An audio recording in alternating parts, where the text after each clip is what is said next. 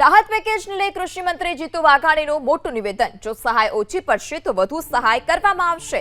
જો હજી સહાય ઓછી પડશે તો 5,000 કરોડ રૂપિયા સુધી લંબાવાશે। વાવ થરાદમાં પાણી ભરાવાની સમસ્યાનો કાયમી નિકાલ કરવા માટે કટિબદ્ધ હોવાની વાત પણ જીતુ વાઘાણીએ કરી।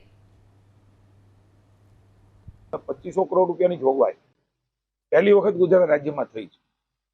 રવિ પાકનું નુકસાન જ્યાં પાણી ભરાયું છે 1 નવેમ્બર સુધી એ પણ પહેલી વખત આપી રહ્યા છે। મેં કહ્યું આ માત્ર મદદ છે, માત્ર સહાય છે, બેઠો કરવા માટેની સંવેદના છે।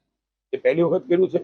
2500 કરોડથી પણ વધારે રકમ થશે તો માનનીય મુખ્યમંત્રી ભૂપેન્દ્રભાઈએ સંવેદનાથી કહ્યું છે જીતુભાઈ મૂંઝાતા નહીં, 5,000 કરોડથી પણ વધારે આપશું તો પણ સરકાર એ તમારા વિભાગને આપશે અને કાયમી નિરાકરણ। પાણી વરસાદ ખૂબ આવે તો પણ પાણી ન ભરાય, ટોપોગ્રાફી કુદરતી રીતે આપણો વિસ્તાર એવો છે એ પ્રમાણેની એનો સર્વે કરાવીને એ પાણી ભૂગર્ભ જમીનમાં ઉતરે, અમારા ખાસ શંકરભાઈ કીધું છે, અથવા તો કોઈ તળાવ બને અથવા પછી એનો નિકાલ દરિયા બાજુ થાય, પણ પહેલા એને બચાવવાનો પણ પ્રયાસ કરીશું, સંગ્રહનો પ્રયાસ કરીશું અને ભગવાનને માતાજી પાસે આવ્યું છે તો પ્રાર્થના કરું કે ભવિષ્યમાં ઉત્તર ગુજરાત, વાવ, થરાદ, પાટણ એને ક્યારેય આવી તારાજી સહન ન કરવી પડે એવી અમને બળ અને શક્તિ